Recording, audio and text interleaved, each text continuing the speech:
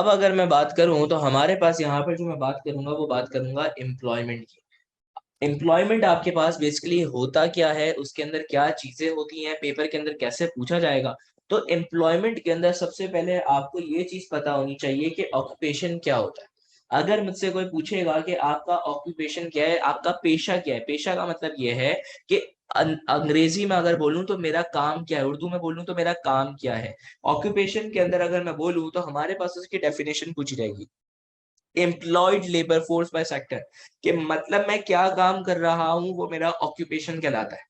अब ऑक्यूपेशन के अंदर तीन कैटेगरीज होती हैं जो कि हमें पता होनी चाहिए। अगर काम करने का तरीका है तो उसकी तीन कैटेगरीज होंगी, एक होगा प्राइमरी ऑक्यूपेशन, एक होगा सेकेंडरी ऑक्यूपेशन और एक होगा टर्शरी ऑक्यूपेशन। और ये तीनों के बारे में मुझे पता होना चाहिए कि सर इनका मतलब क्या होता है।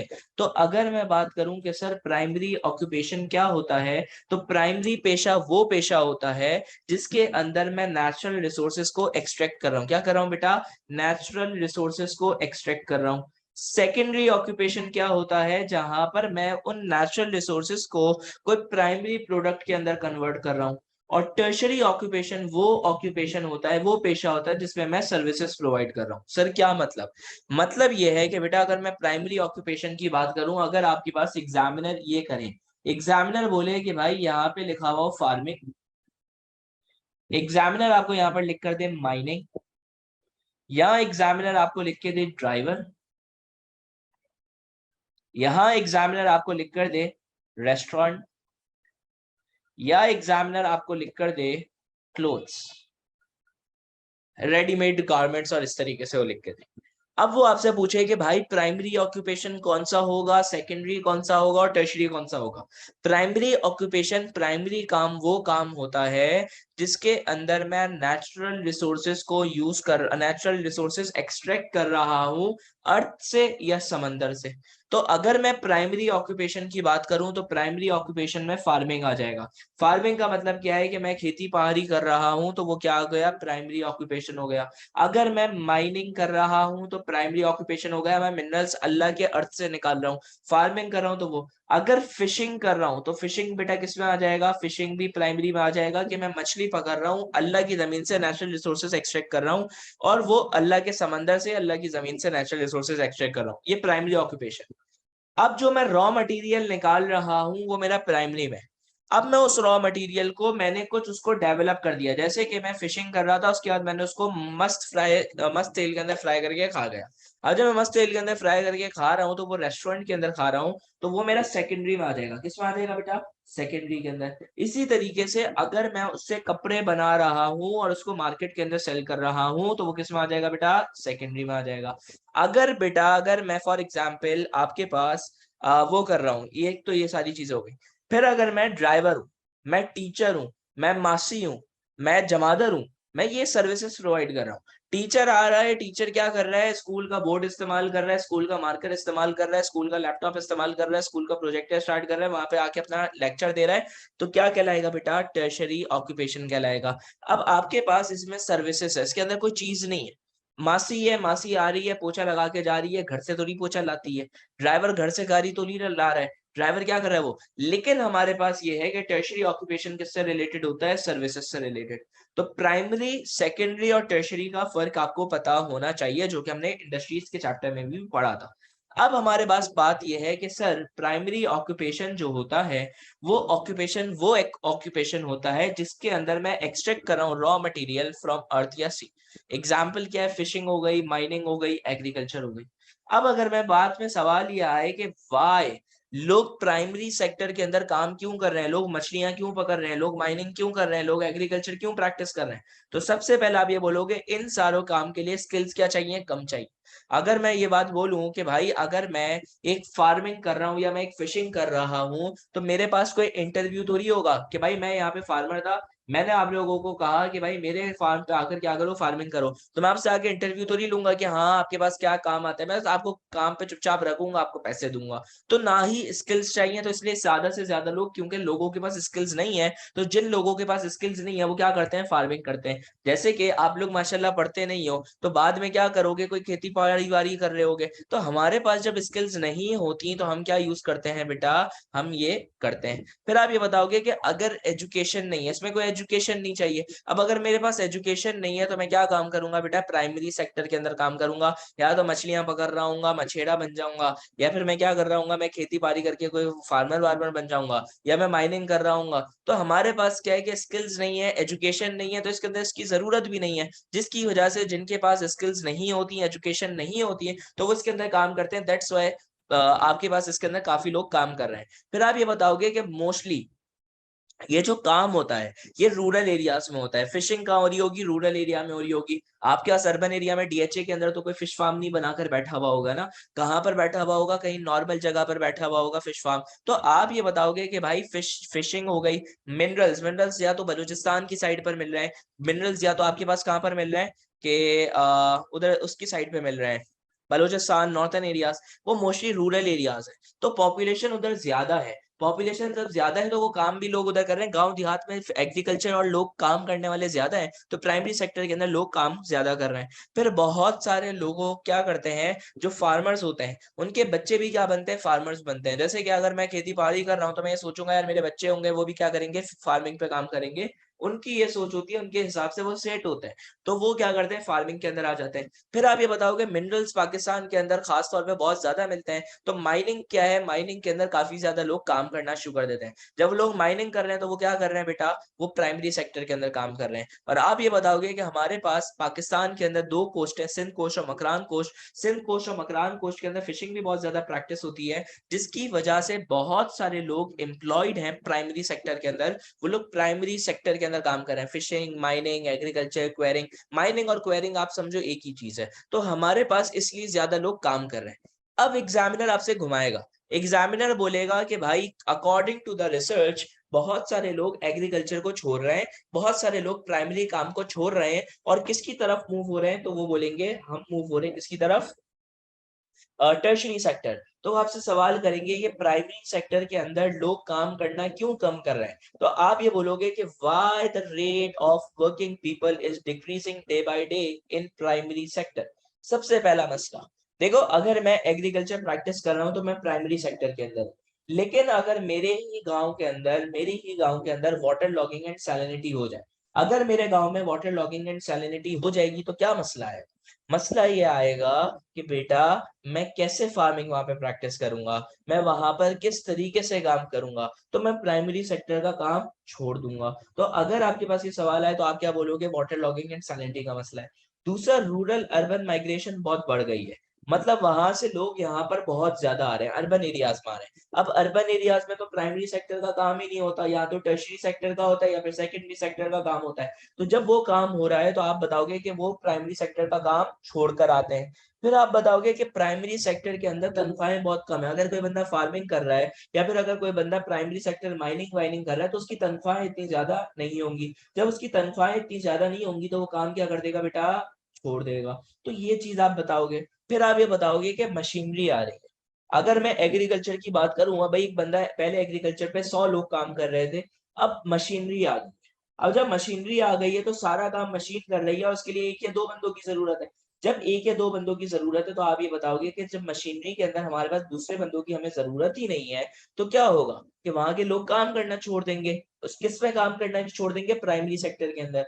फिर आप क्या बताओगे कि इंडस्ट्रियलाइजेशन, इंडस्ट्रीज बहुत ज्यादा बढ़ गई है। जब इंडस्ट्रीज बहुत ज्यादा बढ़ गई हैं तो उसकी वजह से क्या होगा, उसकी वजह से ये हो रहा है कि ज्यादातर लोगों की फर्स्ट प्रायोरिटी ये होती है कि हमें इंडस्ट्रीज में किसी तरीके से काम मिल जाए कि वहां पे कम से कम पेमेंट तो ज्यादा मिलेगी। तो इसलिए वो लोग प्राइमरी सेक्टर का काम क्या कर रहे हैं बेटा, छोड़ रहे हैं। और आप आउट ऑफ द बॉक्स भी सोच सकते हो कि वो प्राइमरी सेक्टर का काम इसलिए छोड़ रहे हैं क्योंकि उन्होंने जितनी एजुकेशन ली है वो स्किल्स कहाँ पे अप्लाई कर सके, सेकेंडरी या टर्शरी सेक्टर के अंदर अप्लाई कर सके। दैट्स व्हाई वो प्राइमरी सेक्टर का काम छोड़ रहे हैं कि भाई पढ़ने लिखने का क्या फायदा। तो ये इसलिए क्या है कि प्राइमरी सेक्टर का काम लोग छोड़ रहे हैं। अब सेकेंडरी ऑक्यूपेशन क्या होता है, सेकेंडरी ऑक्यूपेशन वो ऑक्यूपेशन होता है जिसके अंदर मैं प्रोसेसिंग या मैन्युफैक्चरिंग करते हुए कोई प्रोडक्ट बना रहा हूँ जिसको मैं यूज कर सकता हूँ। जैसे कि मैं मछली बना रहा हूँ, मैं मछली मतलब एक तो मैं मछली पकड़ रहा हूँ, मछली बनाकर बेच रहा हूँ, इसी तरीके से मैं कपड़े बना रहा हूँ, मैंने कॉटन से कपड़े बनाए, तो ये सेकेंडरी ऑक्यूपेशन में आ जाता है।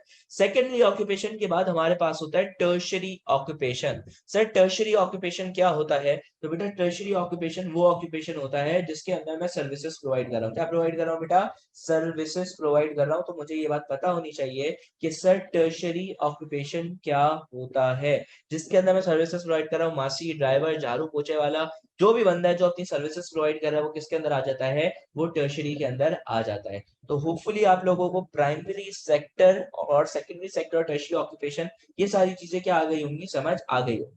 अब सवाल ये पैदा होता है कि सर टर्शियरी ऑक्यूपेशन के अंदर लोग क्यों काम ज्यादा करना चाह रहे हैं, कि why the rate of people in working in tertiary sector is increasing day by day, क्यों इंक्रीज हो रहा है? तो आप क्या बताओगे कि हमारे पास इसलिए इंक्रीज हो रहा है क्योंकि उसकी वजह ये है कि यहाँ पे तनख्वाह जो है वो क्या है, वेजेस क्या है, ज्यादा। तनख्वाह क्या है, ज्यादा। दूसरी बात क्या बताओगे, एजुकेशन। अगर मैं एजुकेशन ज्यादा ले रहा हूँ और बाद में मुझे कोई बोले कि भाई तुम खेती बाड़ी कर लो, मैं बोलूंगा यार मैंने इतना पैसा लगाया, मैंने 60 लाख रुपए अपनी ग्रेजुएशन पे लगा दिया, और अब मैं क्या कर रहा हूँ, मैं वहां पे क्या कर रहा हूँ, मैं गाय बकरों की क्या कर रहा हूँ, पोटियां वोटियां साफ कर रहा हूँ, मैं क्या कर रहा हूँ वहां पर, एग्रीकल्चर प्रैक्टिस कर रहा हूँ, मछलियां पकड़ रहा हूँ। तो मुझे लोग बोलेंगे बेटा तुम क्या थे, तुम बेवकूफ थे। तो मैं क्या करूंगा, टर्शियरी सेक्टर के अंदर काम करूंगा, किसी सॉफ्टवेयर हाउस के अंदर काम करूंगा, अपनी सर्विसेज दूंगा। फिर आप ये बताओगे कि भाई प्राइमरी के अंदर जो है वो काम करने वाले लोग कैसे होते हैं, वहां पे गाय, यही गंदगी वाला काम है। यहाँ पर अगर मैं बात करूँ तो वर्किंग कंडीशंस अच्छी हैं, एयर कंडीशन ऑफिस होंगी, आपको सुबह कॉफी मिल रही है, शाम में कॉफी मिल रही है, तो ये वर्किंग कंडीशंस बेहतर है।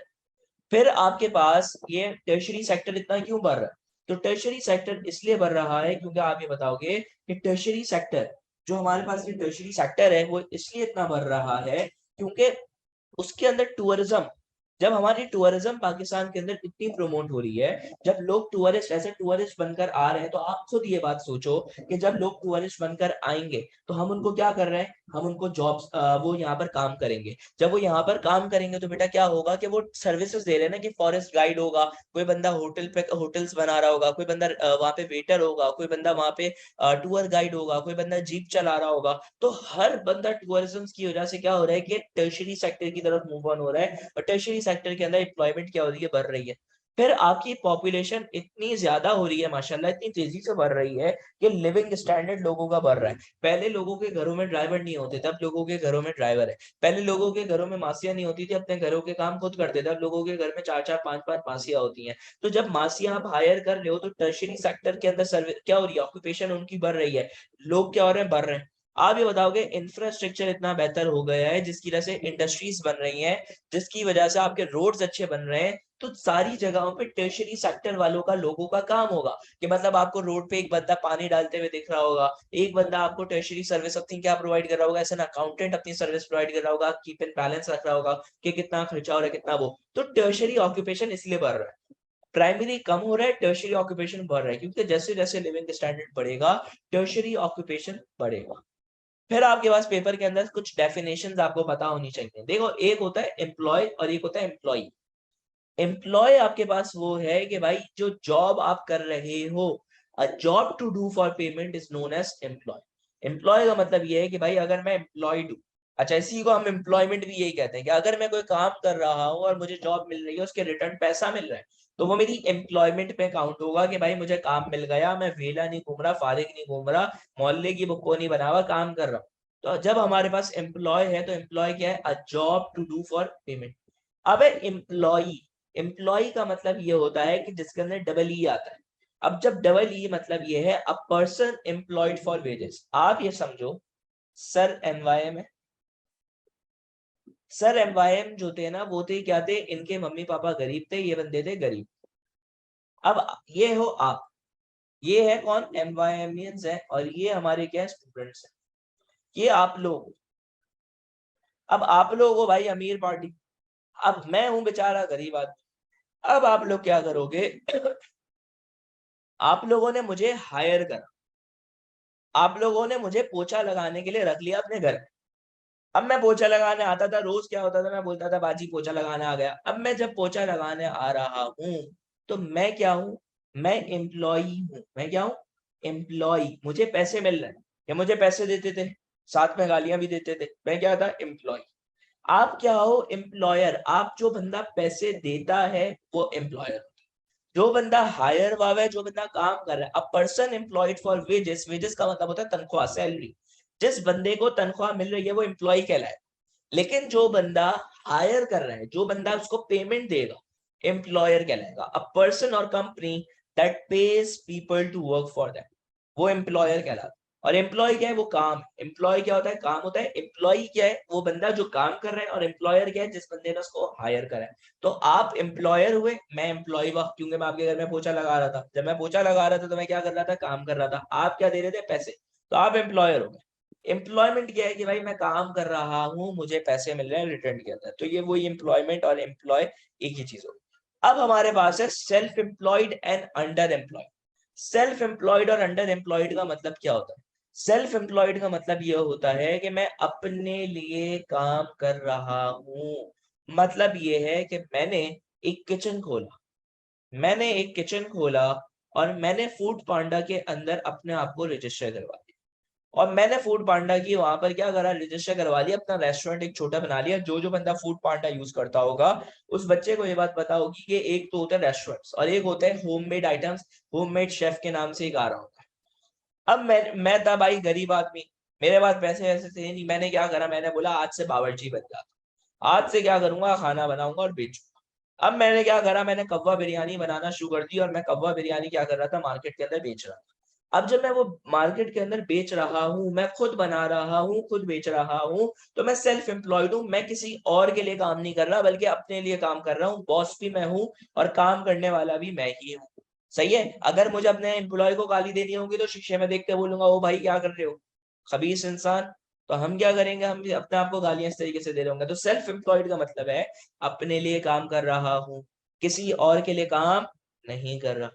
अंडर एम्प्लॉयड क्या होता है? अंडर एम्प्लॉयड ये है कि भाई मैंने फॉर एग्जाम्पल कैम्ब्रिज की ट्रेनिंग ली। फॉर एग्जाम्पल मैंने बहुत अच्छा पढ़ाना कुछ सीखा, टीचिंग वीचिंग का कोर्स सीखा, ख्वाबों में सीखा। अभी तो वाहियात पढ़ा रहा हूँ, लेकिन ख्वाबों में सीखा कि भाई मेरे जैसा तो कोई पढ़ा नहीं सकता।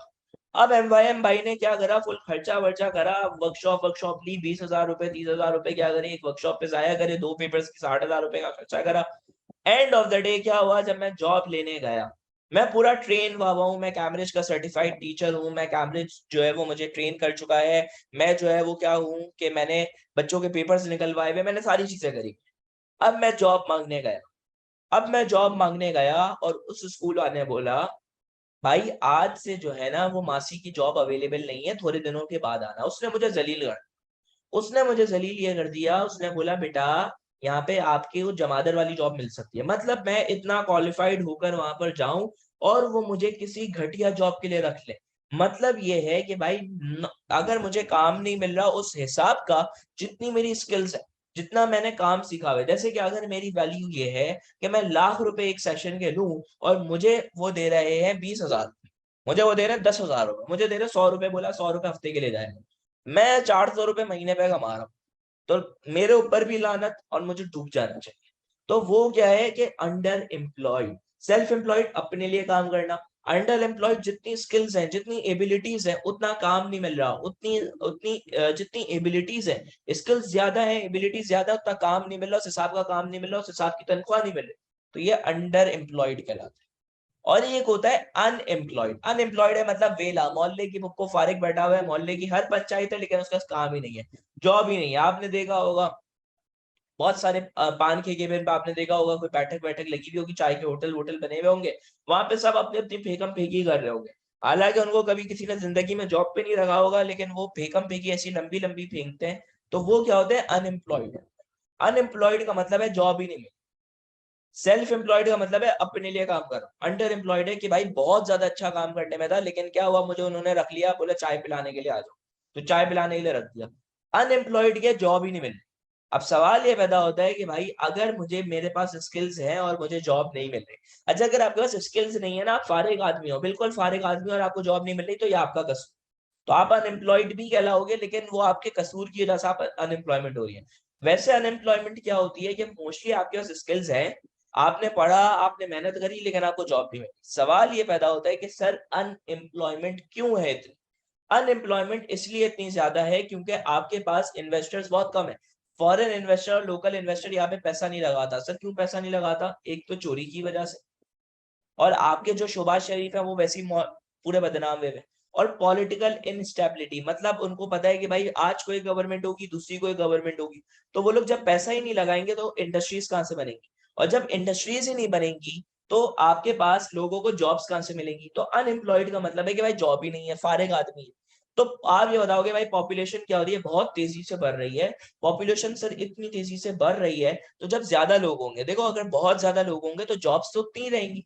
अब जब जॉब्स उतनी है यार, लोग माशाल्लाह धड़ाधड़ धड़ाधड़ पैदा हो रहे हैं। अब जब धड़ाधड़ धड़ाधड़ पैदा हो रहे हैं तो बाद में बड़े भी होंगे, और जब वो बड़े होंगे तो उनको काम नहीं मिलेगा, और जब उनको काम नहीं मिलेगा तो क्या हो जाएंगे? अनएम्प्लॉयड हो जाएंगे। फिर आप बताओगे mismatch in demand and supply of labour. Mismatch का मतलब है कि भाई जिस चीज की डिमांड है, डिमांड मुझे चाहिए, कोई बंदा ऐसा चाहिए जो मेरी ऑफिस को अच्छे तरीके से ट्रेन कर सके, कोई बंदा मुझे ट्रेनिंग, मतलब जो मुझे चाहिए जिस बंदे का, जिस तरीके का बंदा, वो बंदा अवेलेबल नहीं है। अब मैं आपको एग्जांपल देता हूँ, जैसे हमें असिस्टेंट हायर करना होता है, तो हमारे मेन असिस्टेंट होते हैं, फिर हमारे चेकर्स होते हैं। अब मैं चेकर को हायर करते हैं तो उसको क्राइटेरिया, अब कुछ चेकर हमारे होते हैं वो कहीं तंबाकू बैठ के खा रहे हैं, वो कहीं क्या कर रहे हैं कि वो कुछ अपनी तफरीयों में लगे हुए हैं, वो क्या कर रहे हैं, पेपर कहाँ हो रहा है, कहाँ पहुंच रहा है। तो जब इस तरीके का बंदा होगा, मैं क्या करूंगा, उसको बोलूंगा बेटा पहली फुर्सत में निकलो। जब वो पहली फुर्सत में निकलो तो वो अनएम्प्लॉयड हो जाएगा, हालांकि वो था फारिग आदमी, लेकिन जॉब तो चलेगा ही ना उसकी, तो अनएम्प्लॉयड हो। तो आप ये बताओगे कि भाई mismatch in demand and supply of labour. फिर आप ये बताओगे कि भाई हमारे पास रूरल एरियाज से बहुत सारे लोग, बहुत सारे लोग अर्बन एरियाज में आ रहे हैं, मतलब गांव देहात से लोग इधर आ रहे हैं। और जब गांव देहात से लोग सब इधर ही आ जाएंगे तो इधर जॉब्स कहाँ से मिलेंगी? क्योंकि उनके पास एजुकेशन होती नहीं है, उनके पास स्किल्स होती नहीं है, तो उनको जॉब कहाँ से मिलेगी? अब अगर कोई बंदा वहां से सराइकी बोलते हुए या पंजाबी बोलते हुए कराची आ रहा है, अब जब वो कराची आ रहे हैं यहाँ पे वो अपनी सराइकी में लगा हुआ है, अपनी पंजाबी में वो बोल रहा है, पता नहीं क्या बोल रहा है, मुझे समझ ही नहीं आ रहा। मैं उसको बोल रहा हूँ भाई मुझे ले जाओ लकी वन ले जाओ, वो अपनी सराइकी में मुझे टीन हट्टी लेके चले जाए।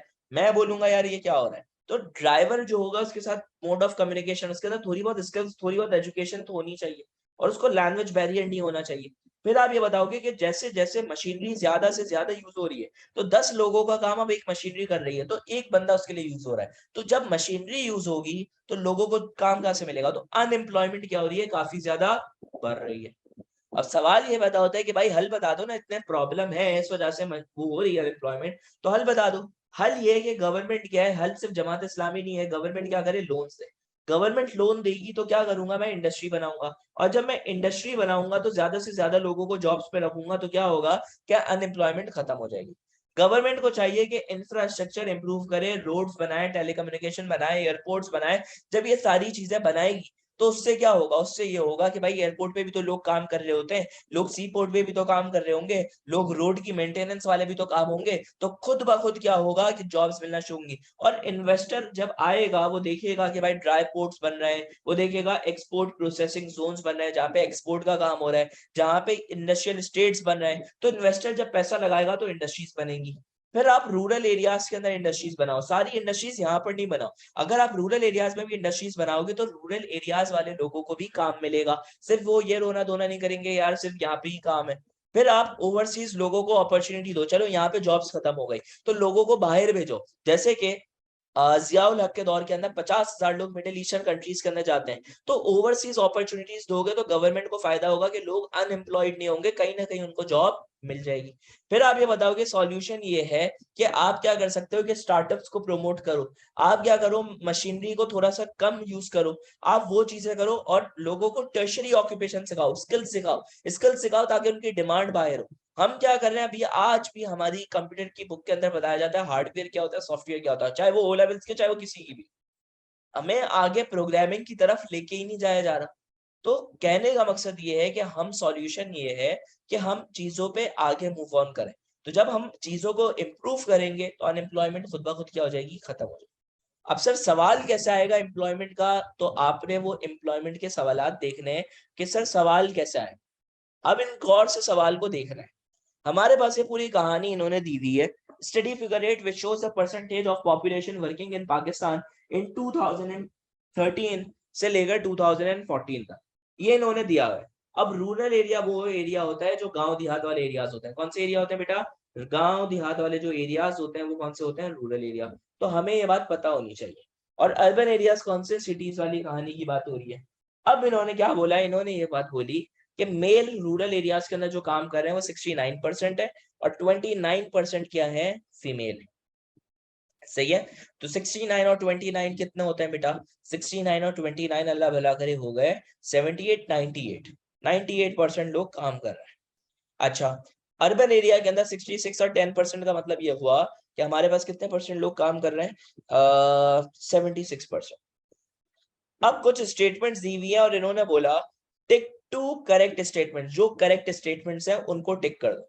The percentage of female population working in urban areas is larger than in rural areas.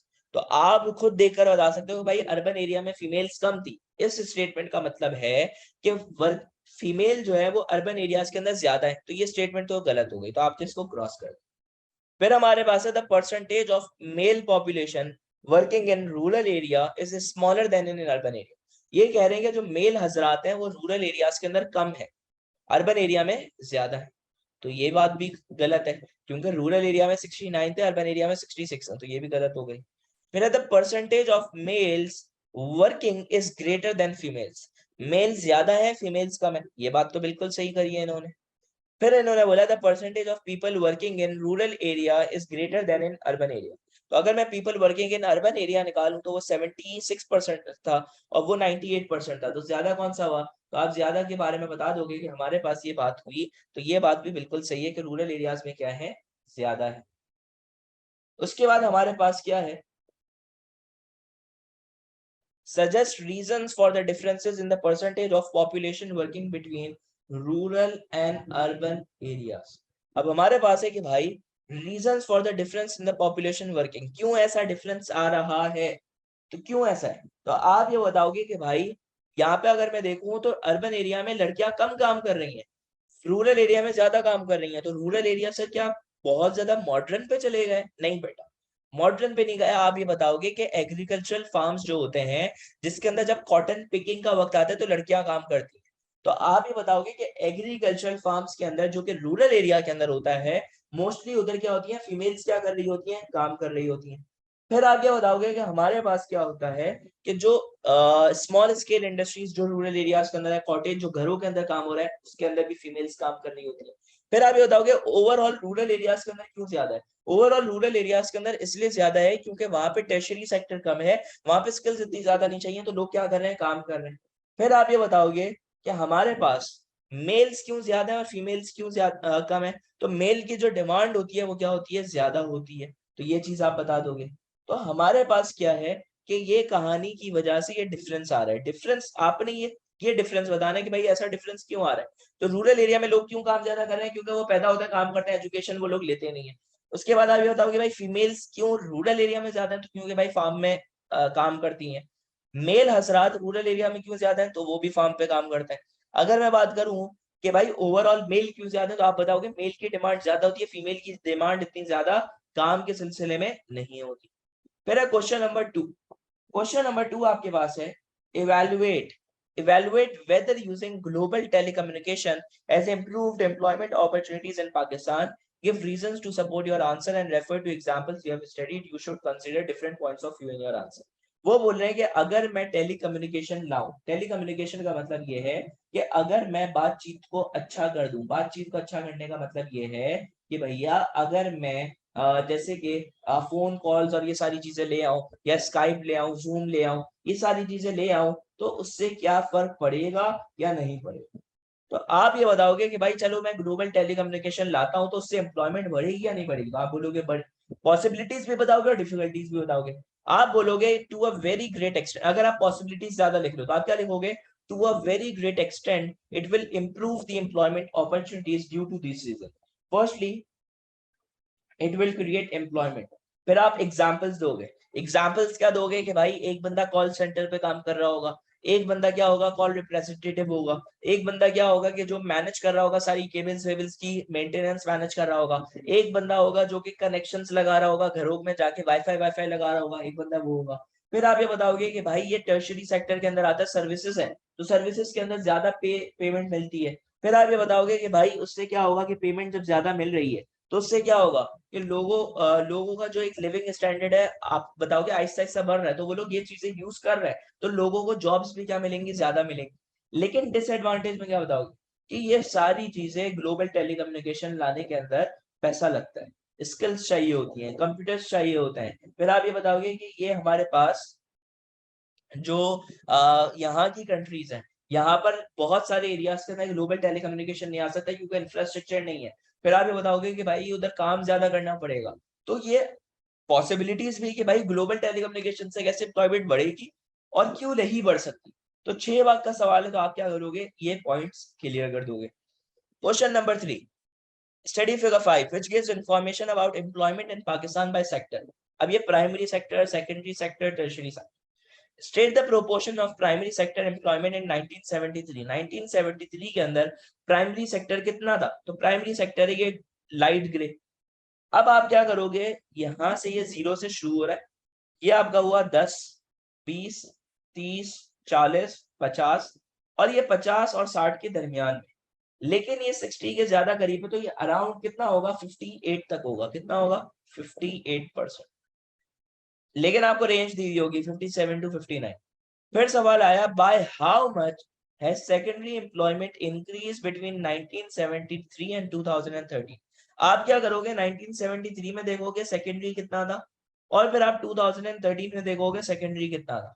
जो डिफरेंस आएगा वो आप क्या कर दोगे, निकाल दोगे माइनस करके। अब सेकेंडरी सेक्टर कौन सा है, डार्क बिल्कुल ब्लैक वाला। सेकेंडरी सेक्टर 58 से शुरू हो रहा है और ये 70 है, तकरीबन ये 72 पे खत्म हो। तो जब ये 58 से 72 पर गया, मतलब यहाँ पे था 14%। कितना था, 14%। तो मैं लिख देता हूँ ये बात कि भाई हमारे पास ये जो था वो कितना था, 14%। अब सर ये वाला कितना है, तो हम देखेंगे कि भाई कितना इंक्रीज आया है। तो अगर मैं देखूं तो बेटा ये इंक्रीज आया है, तकरीबन ये 44 से इंक्रीज हुआ है, और ये तकरीबन 60, ये 70 के बिल्कुल बीच में आकर रुका है। अब जब 44 से 65 पे गए तो मतलब 21 हो, 21% यहाँ पर है सेकेंडरी, और यहाँ पर है 14। तो जो इंक्रीज आया है वो इंक्रीज आया है 7% का। कितना इंक्रीज आया है, 7% का। तो आप क्या लिख दोगे, 7% इंक्रीज है। पहले 14% था, और 14% के बाद कितना होगा, 21, मतलब 7% का इंक्रीज आया। Explain, suggest reasons for the tertiary shown in figure 5। तो अगर मैं बात करूं तो टर्शियरी क्या हुआ है, इंक्रीज हुआ है। टर्शियरी पहले कम था, ज्यादा। तो हमने पढ़ा था कि भाई टर्शियरी क्यों ज्यादा इंक्रीज हो रहा है, टर्शियरी सेक्टर क्यों बढ़ रहा है। तो आप ये बताओगे कि भाई लोग अब एजुकेशन ले रहे हैं, लोगों के पास अब स्किल्स हैं। आप ये बताओगे कि भाई अब डॉक्टर्स और हैं, अब हेल्थ सर्विसेज और बेहतर हो गई हैं, जिसकी वजह से लोग काम कर रहे हैं। आप ये बताओगे कि हमारे पास टर्शियरी सेक्टर इसलिए हो रहा है क्योंकि लोगों का लिविंग स्टैंडर्ड बढ़ रहा है, तो अपने घरों के अंदर मेड्स, ड्राइवर्स, गार्ड्स रख रहे हैं। फिर आप ये बताओगे टर्शियरी सेक्टर के अंदर वेजेस, तनख्वाहें क्या होती हैं, ज्यादा होती हैं। इंफ्रास्ट्रक्चर बढ़ रहा है, एयरपोर्ट इंफ्रास्ट्रक्चर बेहतर हो रहा है, एयरपोर्ट्स बेहतर बन रहे हैं, तो लोग टर्शियरी सेक्टर में सर्विसेज वाले काम कर रहे हैं। What are the causes of unemployment and underemployment in urban areas of Pakistan? तो आप ये बताओगे पॉपुलेशन माशाल्लाह बहुत तेजी से बढ़ रही है। आप ये बताओगे रूरल अर्बन माइग्रेशन बढ़ रही है, मशीनरी यूज हो रही है, लोगों के पास उतनी एजुकेशन और स्किल्स नहीं है जितनी जरूरत है। फिर आप ये बताओगे कि भाई क्या हो रहा है कि इन्वेस्टर्स नहीं है तो इंडस्ट्रीज नहीं है। फिर आप ये बताओगे कि हमारे पास क्या है कि जितनी लोगों के पास स्किल्स हैं उतना काम नहीं मिल रहा, तो अंडर एम्प्लॉयड है। तो ये 3 मार्क का सवाल था, आपने 3 मार्क की कहानी बता दी। Suggest 2 reasons why unemployment is difficult to measure in countries such as Pakistan। Unemployment measure करना क्यों मुश्किल है, तो आप ये बताओगे कि भाई यहाँ पे जो अनएम्प्लॉयमेंट है वो पता नहीं चलती। सर अनएम्प्लॉयमेंट क्यों पता नहीं चलती, क्योंकि भाई जो हमारे पास अगर मैं देखूं तो यहाँ पे एक चीज होती है, आप लोगों को पता होगा कि मर्दमशुमारी। मर्दमशुमारी क्या होता है कि भाई कैलकुलेशन के कितने लोग काम कर रहे हैं, ये सारी चीजें ये हमारे पास बहुत सारे सालों के बाद होती है। फिर आप ये बताओगे कि भाई उसकी वजह से डाटा सही तरीके से रजिस्टर्ड नहीं है।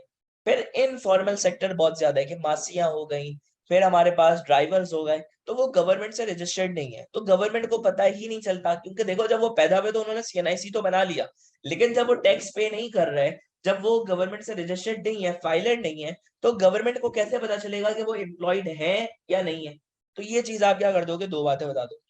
फिर हमारे पास है कि भाई read the following 2 views about reducing the high unemployment rate in Pakistan. Unemployment levels are best reducing by increasing training opportunities in agriculture and other primary sector jobs। और एक क्या बोल रहा है, unemployment is more likely to be reduced by providing education and skills for the manufacturing and service industries. एक बोल रहा है कि सेकेंडरी को देखो, एक बोल रहा है प्राइमरी को देखो। अब सवाल ये बताओ थे कि सर आप किसको सपोर्ट करेंगे?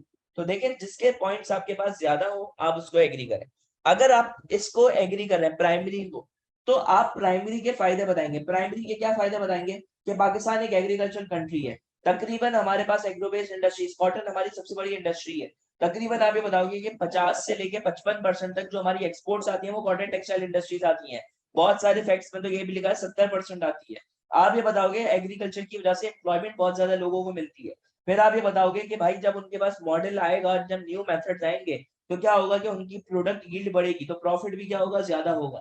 फिर आप ये बताओगे कि भाई प्राइमरी सेक्टर के अंदर माइनिंग माइनिंग के अंदर मिनरल्स बहुत ज्यादा एक्सपेंसिव है, मिनरल्स हम एक्सपोर्ट कर सकते हैं। मिनरल्स अगर हम निकालेंगे तो हमें वो नहीं करनी पड़ेगी, माइनिंग नहीं करनी पड़ेगी। और जब आप ए को सपोर्ट कर रहे होंगे तो आप बी के फायदे, बी के नुकसान बता रहे होंगे। आप ये बताएंगे कि हमारे पास क्या है, कि इसके अंदर हमें स्किल्स चाहिए जो कि हमारे पास है नहीं, क्योंकि हमारा एजुकेशन हिसाब किताब इतना अच्छा नहीं है। फिर आप ये बताओगे ग्लोबल मार्केट के अंदर कंपटीशन बहुत ज्यादा है मैन्युफैक्चर्ड गुड्स का, जिसकी वजह से, और हमारा कोई कंपटीशन ही नहीं है, तो इस वजह से मसला है। लेकिन अगर आप बी को सपोर्ट कर रहे हो, आप बोल रहे हो यार इंडस्ट्रीज बनानी चाहिए, तो आप इंडस्ट्रीज के फायदे लिखोगे। आप क्या लिखोगे कि भाई अगर मैं इंडस्ट्रीज बनाऊंगा तो रूरल एरियाज भी डेवलप होना शुरू हो जाएंगे, ज्यादा से ज्यादा पैसा आएगा। आप ये बताओगे कि भाई जब वो आएंगी लोगों के पास, पैसे आएंगे, तो टैक्सेस ज्यादा से ज्यादा देंगे, जब टैक्सेस ज्यादा से ज्यादा देंगे तो ज्यादा पैसे आएंगे। फिर आप ये बताओगे इसके अंदर सेकेंडरी सेक्टर के अंदर मोस्टली टर्शरी वाले लोग होते हैं, जिनकी तनख्वाहें क्या होंगी, ज्यादा, तो लिविंग स्टैंडर्ड क्या होगा, बढ़ेगा। आप ये बताओगे डेवलपमेंट क्या होगी, ज्यादा होगी। लेकिन नुकसान, फिर प्राइमरी के नुकसान बताना शुरू कर दोगे। आप ये बताओगे इसकी वेजेस क्या होती हैं, बहुत कम होती हैं, इसके अंदर मशीनरी आ रही है जिसकी वजह से एम्प्लॉयमेंट कम हो रही है। फिर आप ये बताओगे इसके अंदर अगर कोई डिजास्टर आ जाता है, कोई क्रॉप डैमेज हो जाए, तो फिर अजीब मसला है। तो जिसको सपोर्ट करोगे उसके फायदे बताओगे, जिसको सपोर्ट नहीं कर रहे उसके क्या बता दोगे, नुकसान। फिर हमारे पास वही सवाल है कि भाई अर्बन एरिया है, रूरल एरिया, ये आपको की दिया हुआ है कि ये लिटरेट लोग हैं और ये इलिटरेट लोग हैं। स्टेट द, अच्छा लिटरेट कौन होता है, पढ़े लिखे लोग, अभी हम पढ़ेंगे। State the percentage of literate people in urban area. अब अर्बन एरिया के अंदर पढ़े लिखे लोग कितने परसेंट है, तो आप क्या करोगे, परसेंटेज देखकर बता दोगे। तकरीबन 63%। आप क्या बोलोगे कि भाई लिटरेट लोग हैं, तो आपने लिटरेट लोग बता दिया 63% है। How much greater is than the percentage of literal people in rural area. तो रूरल एरिया के अंदर कितने हैं, तो रूरल एरिया के अंदर अप्रोक्सीमेटली 38 है। यहाँ पे कितना आपने बोले 62। तो फर्क कितना है, वो बोल रहे हैं कितने ज्यादा है। तो आप बोलोगे कि भाई 30, 62 और 32, 8 को माइनस कर दोगे तो 24 आएगा। तो आपने क्या लिख दिया, 24%। Give two reason why percentage of literate people is larger in urban than in rural area. तो पढ़े लिखे लोग अर्बन में क्यों ज्यादा, तो आप बोलो, बताओगे भाई यहाँ पे एजुकेशन क्या है, अच्छी है, यहाँ पे लिटरेट लोगों को जॉब मिलती है। आप ये बताओगे कि भाई वहां पर जो रूरल एरियाज है वहां पे क्या होती है कि ट्रेडिशनल फार्मिंग होती है, वो लोग एजुकेशन अफोर्ड नहीं कर सकते। Using examples explain why there are many jobs for literate and illiterate जो पढ़े लिखे लोग नहीं है, and poorly educated people in urban area। Urban area के अंदर उन लोगों के लिए इतना काम क्यों है जो पढ़े लिखे नहीं है। तो आप क्या करोगे, एग्जाम्पल्स लोगे कि भाई क्लीनर होता है, स्वीपर होता है, मेड्स होती हैं। फिर रोड पे आपको पता है फ्रूट सेलर्स और होते हैं, जो स्ट्रीट हॉकर्स और होते हैं, गली मोहल्ले में सामान बेच रहे हैं। फिर आप ये बताओगे सर्वेंट्स होते हैं, ड्राइवर्स होते हैं, मेड्स हो गई, ये सारी चीजें। अब आप ये बताओगे कि भाई जब अर्बन एरिया डेवलप होता है तो उधर नीड होती है, उधर फैक्ट्रीज होती हैं, तो उधर ये आपको बंदे चाहिए होते हैं। फिर आप ये बताओगे अर्बन एरियाज में रिच लोग रहते हैं जो कि ये अफोर्ड कर सकते हैं, जो कि लेविश लाइफ स्टाइल गुजार रहे होते हैं। फिर आप ये बताओगे ये लेबर सस्ती होती है, और आप ये बताओगे कि अनस्किल्ड वर्क हमें चाहिए होता है अर्बन एरियाज के अंदर, चाय पिलाने के लिए कोई चाहिए होगा, और ये सारी चीजें आप बताओगे। तो ये हमारे पास 3 मार्क का सवाल था, तो आप एग्जाम्पल्स देते हुए बता दोगे कि भाई लोगों को क्यों ऐसे काम मिल रहा है। Study figure 5 which shows the sectors of employment by percentage in Pakistan। एक है पेड एम्प्लॉयमेंट, एक है सेल्फ एम्प्लॉयमेंट, एक है अनपेड फैमिली वर्कर्स जिनसे घर वाले मुफ्त का काम करा रहे हैं, और एक है एम्प्लॉयर्स। अब हमारे पास है what is the largest sector. तो लार्जेस्ट सेक्टर आपके पास जो है वो कौन सा है, तो आप क्या करोगे, देखकर बता दोगे सर सबसे ज्यादा कौन सा है। तो अगर मैं इस गंदगी को मिटा दूं तो आपको देखकर ही पता चल जाएगा, पेड एम्प्लॉयमेंट इज ग्रेटर। क्यों पेड एम्प्लॉयमेंट, बेटा पेड एम्प्लॉयमेंट है तकरीबन 40%, और सेल्फ एम्प्लॉयमेंट है तकरीबन 30%, क्योंकि वो 40 से 70 तक जा रही है। तो आप क्या लिख दोगे कि हमारे पास पेड एम्प्लॉयमेंट क्या है, सबसे ज्यादा है। Give an example of self employment. तो सेल्फ एम्प्लॉयमेंट की एग्जांपल क्या दे सकता हूँ, तो आप ये बोलोगे जो शॉपकीपर है, मतलब अगर मेरी एक दुकान है, मैं उधर खुद ही काम कर रहा हूँ, तो क्या है शॉपकीपर। फार्मर, अगर मैं अपने ही फार्म पे काम कर रहा हूँ तो। What is the percentage of unpaired family workers, जिनको काम तो कराया जा रहा है लेकिन पैसे नहीं मिल रहे। 70% से लेकर ये कहाँ पर खत्म हो रहा है, तकरीबन 96 पे खत्म हो रहा है, या 95 आप इसको ले सकते हो बीच में अगर तो 70 to 95 ले लो, तो ये कितने परसेंट हुआ, 25%। अब आप ये नहीं बोलना कि घर वाले सर हमसे बहुत ज्यादा काम कराते हैं लेकिन पैसे नहीं देते, तो हम अनपेड फैमिली वर्कर में, ऐसा नहीं। अनपेड फैमिली वर्कर्स वो हैं जो फार्मिंग और कर रहे होते हैं अपने बाप दादाओं के साथ, तो ये 25% है। State two jobs that may be done on a farm by unpaid family workers. तो अनपेड फैमिली वर्कर्स क्या कर रहे होंगे, फार्म पर सोइंग कर रहे होंगे, हार्वेस्टिंग कर रहे होंगे, थ्रेशिंग कर रहे होंगे, वीडिंग कर रहे होंगे, और एनिमल्स को फीड कर सकते हैं, एनिमल्स की सफाई कर सकते हैं। Suggest why many farms rely on unpaid family workers, क्योंकि भाई गुर्बत बहुत ज्यादा है, they can not hired labour, वो लोग सब्सिस्टेंस फार्मर्स है। फिर आप ये बताओगे कि भाई उनको मैनुअल लेबर चाहिए, उनको मशीनरी वो लोग अफोर्ड नहीं कर सकते, तो उनको सस्ती वो चाहिए। फिर आप ये बताओगे बहुत ज्यादा फैमिलीज है तो उनके पास जॉब्स नहीं होती, तो वो लोग अपने फार्म पे क्या कर लेते हैं, काम कर लेते हैं। Choose two improvements shown below and explain to what extent these two improvements could create more employment. तो किस तरीके से रोड, आप कोई भी दो सेलेक्ट करोगे, अगर आप रोड बिल्डिंग को सेलेक्ट कर रहे हो तो आप रोड बिल्डिंग के अंदर क्या बताओगे कि भाई अगर रोड बनेंगे तो ट्रांसपोर्ट चलेगा, तो लोगों को क्या होगा कि ट्रांसपोर्ट के लिए काम मिल रहा होगा, कि एक बंदा ड्राइवर है, एक बंदा कंडक्टर है, वो बोल रहा है हाँ भाई इतने में आ जाओ, इतने में आ जाओ। उसके बाद फिर अपना जो रोड्स बनेंगे तो इंडस्ट्रीज ज्यादा से ज्यादा बनेंगी। फिर आप ये बताओगे कि ट्रेड हमारा प्रमोट होगा, टूरिज्म प्रमोट होगा। फिर आप ये बताओगे कि हमारे पास क्या है कि जब रोड बन रहा होगा तो उसका किसी को ठेका वेका मिलेगा, तो एम्प्लॉयमेंट बढ़ेगी। लेकिन मसला ये है कि भाई इन सारी चीजों के लिए पैसा चाहिए। फिर आप ये बताओगे मेंटेनेंस कॉस्ट ज्यादा है। फिर हमारे पास अगर दूसरा क्या, क्लीन वाटर सप्लाई, अगर मैं साफ पानी कर दूं तो साफ पानी से क्या होगा, साफ पानी से आप बताओगे फूड प्रोसेसिंग इंडस्ट्रीज आपकी फ्लरिश करेंगी। फिर आप ये बताओगे कि भाई लोग ज्यादा हेल्थी होंगे, साफ होंगे, तो उनको उनकी वर्किंग एबिलिटी होगी अच्छी, तो एम्प्लॉयमेंट अच्छे तरीके से उनको काम मिलेगा।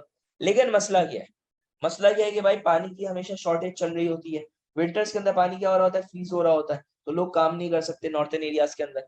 फिर हमारे पास है रिलायबल इलेक्ट्रिसिटी सप्लाई, अगर इलेक्ट्रिसिटी सप्लाई रिलायबल हो जाए तो आप बताओगे हर वक्त हम काम कर सकते हैं, कंप्यूटर्स हम यूज कर सकते हैं, मशीनरी यूज कर सकते हैं, न्यू प्रोजेक्ट्स बना सकते हैं, ट्यूबवेल्स लगा सकते हैं, एग्रीकल्चर मॉडर्न मेथड्स यूज कर सकते हैं। लेकिन मसला क्या है, आपकी रिलायबल सप्लाई नहीं है, आपकी पावर चोरी हो जाती है, पावर थेफ्ट, ये वाले मसले बता दो। बेटर टेलीकम्युनिकेशन, अगर टेलीकम्युनिकेशन बढ़ा दी तो उससे क्या फायदा होगा, तो आप बताओगे लोगों को आईटी के अंदर जॉब मिल सकती है, उनकी सेल्स बढ़ेंगी। आप ये बताओगे कि टेलीकम्युनिकेशन बेहतर करते हैं तो इंफ्रास्ट्रक्चर बेहतर हो रहा है, पोल खंबे लगाने वाला एक बंदा होगा, वाईफाई कनेक्शन वाला एक बंदा होगा, तो जॉब्स बढ़ रहे हैं। लेकिन हर चीज के लिए पैसा चाहिए, तो ये सारी चीजें आप क्या करोगे, बता दोगे। फिर हमारे पास है क्वेश्चन नंबर 7, और क्वेश्चन नंबर 7 है study figure 11, a bar chart showing employment and unemployment in 2004, what percentage were people in employed in urban area। तो आप देखकर बता दो कि अर्बन एरिया में कितने लोग थे, तो आपने बोला 10, और 10 का यूनिट 10%, तो कितने 10% आपने लिख दिया। why are many people unemployed in cities, तो सिटी के अंदर अनएम्प्लॉयमेंट क्यों है, तो आप बताओगे वो अनएजुकेटेड है, क्या स्किल्स नहीं है, टर्शरी जॉब्स के लिए क्वालिफिकेशन और चाहिए होती है। फिर आप ये बताओगे कि भाई लोग बहुत ज्यादा आ गए, रूरल अर्बन माइग्रेशन बहुत बढ़ गई है। फिर आप ये बताओगे मशीनरीज यूज हो रही है जिसकी वजह से लोग अब कम से कम चाहिए। फिर ये सारी चीजें आप बताओगे तो 5 मार्क आपके मिल जाएंगे। Suggest why the real number of people unemployed in rural areas में be higher than the figures recorded, तो आप ये बोलोगे डाटा कभी भी सही से कलेक्ट नहीं होता, वो लोग कभी भी गवर्नमेंट से रजिस्टर्ड नहीं होते। फिर आप ये बताओगे कि हमारे पास क्या है कि वो लोग वुमेन को मोस्टली वो नहीं आने देते, वो लोग अपने आप को सेल्फ एम्प्लॉयड होता है, अपने लिए काम कर रहे होते हैं, तो गवर्नमेंट किसी प्रॉपर कंपनी वंपनी के लिए काम नहीं कर रहे, इसलिए उनका कोई रिकॉर्ड नहीं होता। फिर सवाल है why do many people who move to cities have difficulty in finding a job, तो आप ये बताओगे वो इलिटरेट होते हैं, वो ट्रेंड नहीं होते, वहां पे जॉब्स कम होती है, वहां पे लोग बहुत ज्यादा है। फिर आप ये बताओगे what is meant by the term phrase the informal sector of unemployment employment, informal sector वो होता है जिसके अंदर बंदा क्या कर रहा है, मशीनरी कम इस्तेमाल हो रही है, गवर्नमेंट से वो रजिस्टर्ड नहीं है, उसकी रेगुलर वेजेस नहीं है, और आप ये बताओगे वो सीजनल वर्क होता है, उसके लिए कोई टैक्स पे नहीं करते। Using examples and explain the advantages and disadvantages of informal employment to people living in cities। अगर informal कोई बंदा ड्राइवर है तो आप ये बताओगे एडवांटेजेस क्या है। सबसे पहले ये उन लोगों को भी जॉब मिल रही है जिनके पास एजुकेशन नहीं है, जिनके पास स्किल्स नहीं है। फिर आप ये बताओगे कि हमारे पास क्या है कि उनको काम मिल रहा है, कोई भी बंदा अनएम्प्लॉयड नहीं हो रहा, अनएम्प्लॉयमेंट क्या हो रही है, कम से कम हो रही है। फिर आप ये बताओगे उनको पैसे मिल रहे हैं। फिर आप ये बताओगे और जो जो बंदा अमीर है वो बंदे इजीली हायर कर सकते हैं, लेकिन डिसएडवांटेज क्या है, पेमेंट कम है। चाइल्ड लेबर लग जाता है इसकी वजह से, क्योंकि बच्चे काम कर रहे होंगे। फिर आप ये बताओगे ये टेम्पररी होता है, सीजनल बेसिस पे किसी से काम करा रहे हैं, किसी से काम नहीं करा रहे। तो ये हमारे पास था कि अनएम्प्लॉयमेंट और एम्प्लॉयमेंट के सवालात किस तरीके से